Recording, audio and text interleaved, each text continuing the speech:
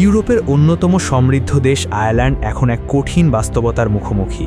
যে দেশটি একসময় অভিবাসীদের স্বর্গরাজ্য ছিল, এখন সেখান থেকেই নিজ নাগরিকরা অন্য দেশে পাড়ি জমাচ্ছেন।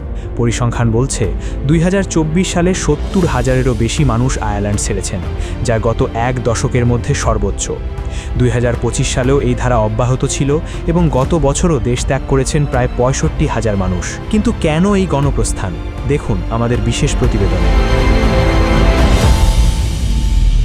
ন্যাশনাল ইউথ কাউন্সিল অফ আয়ারল্যান্ডের সাম্প্রতিক জরিপে উঠে এসেছে এক ভয়াবহ চিত্র।